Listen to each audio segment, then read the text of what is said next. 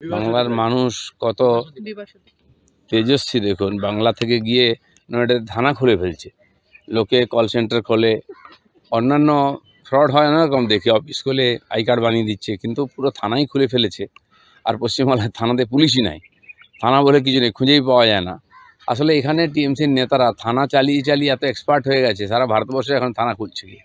যার নামে দুটো ভোটার আইডি আছে সে বলছে আমার ভোটার লিস্টে নাম নেই, আমি কী করে ভোটে দাঁড়াবো? অথচ ভোট দিচ্ছে প্রত্যেকবারে। গত ভোটে 24-এ ভোটে তো উনি বলেননি যে আমাকে ভোট দিতে দেওয়া হয়নি, নাম নাই। তাহলে তো সেই জন্য এই যে এসআইআর বা ভোটার লিস্ট সংশোধন ইত্যাদি নিয়ে বাংলাদেশি ভোটার বার করা নিয়ে সারা দেশেতে যে অভিযান চালাচ্ছেন নির্বাচন কমিশন, তার বিরুদ্ধে বিরোধী নেতারা যারা যারা বলছেন সবই মিথ্যা কথা বলছেন।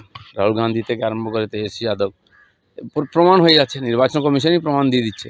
তো এর বলার উদ্দেশ্য কি, এনিহাও এটাকে আটকে আর যারা ভুয়ো ভোটার আছে সেই লাভটা নিয়ে ক্ষমতায় আসে।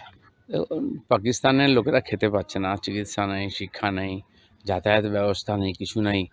তো তারা এইসবের মধ্যেই আছে। দিয়ে ওখানকার সাধারণ মানুষ যে একটু বেশি ভারতের বিরুদ্ধে আবেগে ভাসে, সেই দেখিয়ে রাজনীতি করার চেষ্টা হচ্ছে। আর দেশটা কী অবস্থায় আছে, গত 10 বছরে তো কোথা থেকে কোথায় চলে গেছে, সারা দুনিয়া এগিয়ে যাচ্ছে, আর পাকিস্তান কী করছে?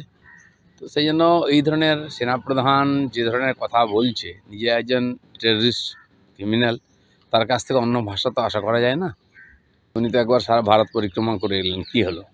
কাজ নাই, নাই কাজ তো খই ভাজ। উনি কিছু করে সময় নষ্ট কাটাচ্ছেন আর মিডিয়াকে একটুখানি জায়গা দিচ্ছেন। আপনারা দেখছেন বর্তমান সময়.com।